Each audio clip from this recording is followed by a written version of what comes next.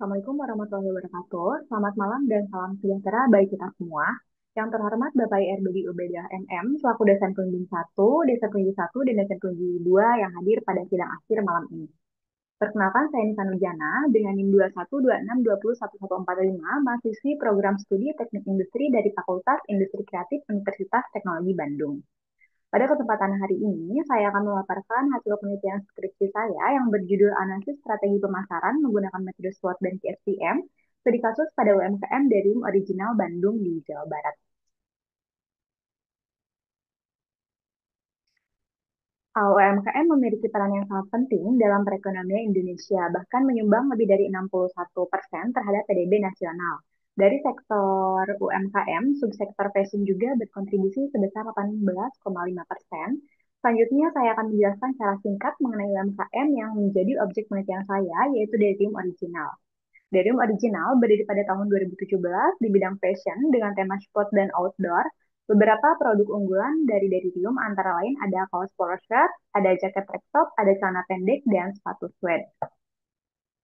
Namun dalam 2 tahun terakhir, Derium ini mengalami penurunan penjualan yang cukup signifikan. Bisa dilihat dari grafik di sini, pada tahun 2023 penjualan masih cukup tinggi, yaitu sebesar 14,5 ribu pieces dan sempat meningkat ke 16 ribu pieces, namun memasuki tahun 2024 terjadi penurunan bertahap. Dari 12.000 pieces turun lagi menjadi 8.500 pieces. Terjadi penurunan sebesar 46,8% dari puncak penjualan. Masalah ini menunjukkan perlunya evaluasi terhadap strategi pemasaran yang mereka gunakan. Oleh karena itu, saya melakukan analisis menggunakan metode SWOT dan KSPM untuk yang pertama mengidentifikasi posisi strategis perusahaan, yang kedua merumuskan pemasaran yang tepat, yang ketiga meningkatkan daya saing dan keberlanjutan UMKM tersebut. Dan hal inilah yang menjadi latar belakang kenapa saya angkat Derium sebagai objek penelitian strategi pemasaran. Rumusan masalah berdasarkan latar belakang dapat dirumuskan permasalahan yang terjadi sebagai berikut. Yang pertama, apa saja faktor lingkungan internal dan eksternal yang mempengaruhi strategi pemasaran Derium Original. Yang kedua, strategi apa yang sebaiknya dipilih dan diterapkan oleh UMKM tersebut. Adapun tujuan dari penelitian ini yaitu ada dua. Yang pertama ada menganalisis faktor internal dan eksternal, yang kedua ada menyusun alternatif strategi pemasaran yang relevan yang bisa diterapkan oleh UMKM Derium. Dalam penelitian ini, saya menggunakan 3 pendekatan. Yang pertama ada SWOT, yaitu untuk memetakan kekuatan, kelemahan, peluang, serta ancaman perusahaan. Yang kedua ada metode QSPM, atau Quantitative Strategy Planning Matrix, yaitu metode kuantitatif yang memberikan skor daya tarik dari strategi. Yang ketiga ada matrik IFAS dan EFAS untuk mengetahui posisi usaha dan strategi yang sesuai. Matrik ini memetakan kondisi internal seperti keuangan, sumber daya manusia, produksi, serta pemasaran, sedangkan eksternal antara lain adalah ekonomi, pesaing, dan kebijakan ke dalam 3 strategi utama, yaitu tumbuh, berkembang, dan bertahan. Berikut adalah kerangka pemikiran yang saya gunakan dalam penelitian ini. Proses diawali dari pengumpulan data internal dan eksternal melalui wawancara, observasi, serta dokumentasi. Kemudian data tersebut dianalisis menggunakan SWOT, lalu selanjutnya faktor-faktor tersebut saya susun ke dalam matrik IFAS dan EFAS untuk mendapatkan bobot dan skor dari setiap faktor. Selain itu, dirumuskan beberapa alternatif strategi menggunakan metode SWOT dan KSPM untuk menentukan strategi yang paling tepat untuk diterapkan. Penelitian ini menggunakan metode purposive sampling dengan total 30 responden. Yang pertama ada 2 pemilik UMKM, yang kedua ada 5 karyawan inti seperti produksi, pemasaran, dan operasional. Yang ketiga ada 20 pelanggan, yang keempat ada 3 mitra bisnis seperti supplier dan distributor. Penelitian ini menggunakan 2 metode utama, yaitu yang pertama ada metode SWOT dan yang kedua ada KSPM. SWOT digunakan untuk menganalisis faktor internal dan eksternal, sedangkan KSPM digunakan untuk mengevaluasi dan memilih strategi terbaik secara kuantitatif. Faktor internal yang saya analisis terdiri dari sumber daya manusia, pemasaran, dan produksi, sementara faktor eksternal mencakup sosial budaya, pemasok, teknologi pemerintah, pesaing, dan kondisi ekonomi. Berikut adalah hasil analisis lingkungan eksternal dan eksternal yang saya lakukan sebagai dasar penyusunan strategi. Yang pertama, dari sisi internal ini ada 4 aspek utama yang saya bahas. Yang pertama itu ada manajemen SDM, Yang kedua ada pemasaran, yang ketiga ada produksi, dan yang keempat ada R&D atau Research and Development. Secara umum, kondisi internal Delirium original sudah cukup baik. Namun yang menjadi kelemahannya adalah di bagian R&D. Sampai saat ini belum ada sistem inovasi yang terstruktur, sehingga pengembangan produk masih bergantung pada tren pasar tanpa riset yang mendalam. Yang kedua, di sisi eksternal, Deririum menghadapi peluang dan tantangan yang cukup seimbang. Namun di sisi lain, ada tantangan seperti fluktuasi bahan baku, pesaing yang lebih inovatif, dan penurunan daya beli yang berdampak pada penjualan. Setelah saya mengidentifikasi faktor internal dan eksternal, langkah selanjutnya adalah membuat matrik IFAS dan EVAS untuk menentukan bobot dan penilaian faktor. Yang pertama, matrik IFAS saya nilai dari dua sisi, yaitu kelemahan dan kekuatan.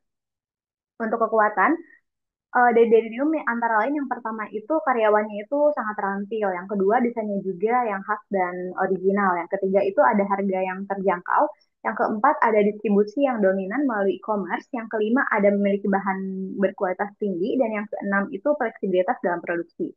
Berdasarkan tabel tersebut, dapat diketahui hasil dari faktor internal kekuatan perusahaan sebesar 2,324. Sedangkan untuk kelemahan, eh, kelemahannya itu ada di brand awareness yang masih rendah dan belum adanya program R&D, sehingga didapatkan total skor 0,960. Jadi total seluruh skor IPA sebesar 3,284 dengan total bobot, faktor kekuatan, dan kelemahannya itu mencapai 1 atau 100%. Hasil ini menunjukkan bahwa kekuatan internal yang dimiliki oleh Delirium ini jauh lebih dominan dibandingkan kelemahannya. Lalu selanjutnya adalah matrik EVAS. Lalu selanjutnya adalah matrik EVAS yang menggambarkan peluang dan ancaman. Berdasarkan tabel berikut, dapat diketahui hasil dari faktor eksternal yang terdiri dari peluang sebesar 1,863. Kemudian ancaman sebesar 1,275. Dan untuk hasil keseluruhan dari EVAS sebesar 3,138, menunjukkan bahwa peluang eksternal lebih besar dibandingkan ancaman yang dihadapi, sehingga perusahaan memiliki potensi untuk melakukan ekspansi pasar dan penguatan merek melalui strategi yang terencana dan inovatif.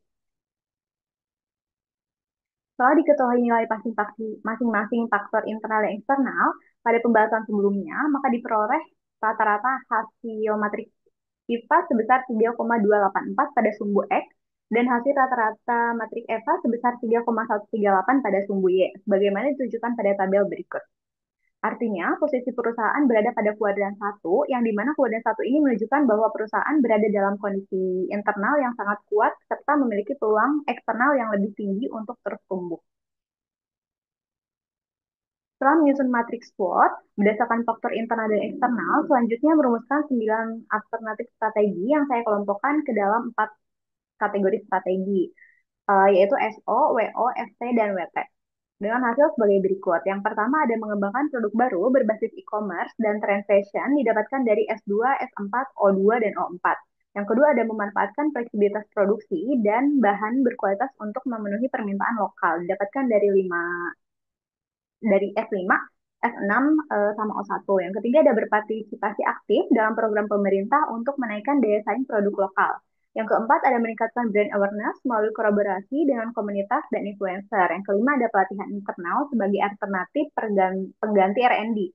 Yang keenam ada mengoptimalkan kualitas dan desain untuk cegah migrasi pelanggan ke pesaing. Yang ketujuh ada menggunakan dominasi e-commerce untuk menjangkau pasar lebih luas dan bersaing dengan brand besar. Yang kedelapan ada mengurangi ketergantungan pemasok dengan cara alternatif lain. Yang kesembilan ada mengembangkan promosi di luar media sosial agar tidak tergantung pada satu platform saja. Setelah saya menyusun 9 strategi dari analisis SWOT, langkah selanjutnya adalah memilih strategi utama yang paling tepat untuk dijalankan oleh Delirium original. Saya menggunakan metode SPM atau Quantitative Strategy Planning Matrix. Di sini saya membandingkan 4 strategi utama, yaitu eh, terus setiap strategi diberi skor berdasarkan seberapa penting strategi tersebut. Skor ini disebut dengan AS, nilainya 1 sampai 4. Kemudian AS ini dikalikan dengan bobot dari tiap faktor dan hasil akhirnya disebut tes. Semua tes dijumlahkan untuk masing-masing strategi dan hasil yang paling tinggi itu yang direkomendasikan. Untuk analisis matrik SPM itu terdiri dari 4. Yang pertama itu tadi strategi pengembangan produk baru. dan desain tren berbasis e-commerce dengan total tas sebesar 6,730. Yang kedua ada meningkatkan brand awareness melalui kolaborasi dengan komunitas dan influencer dengan total tas sebesar 6,505. Yang ketiga ada berpartisipasi aktif dalam program pemerintah guna meningkatkan daya saing produk lokal dengan total tas sebesar 6,575. Yang keempat ada memanfaatkan keunggulan produksi fleksibel dan bahan berkualitas untuk memenuhi permintaan pasar di Jawa Barat dengan total tas sebesar 6,685. Setelah seluruh tas dijumlahkan, strategi pertama mendapatkan total keseluruhan sebesar 6,730. Ini adalah tertinggi dari semua strategi. Jadi berdasarkan penjumlahan semua faktor yang dihitung secara kuantitatif, strategi pertama yaitu mengembangkan produk baru berbasis e-commerce eh, memiliki nilai tas tertinggi. Itu artinya strategi ini adalah yang paling tepat dan layak untuk dijalankan karena nilai paling sesuai dengan kondisi UMKM Derium saat ini.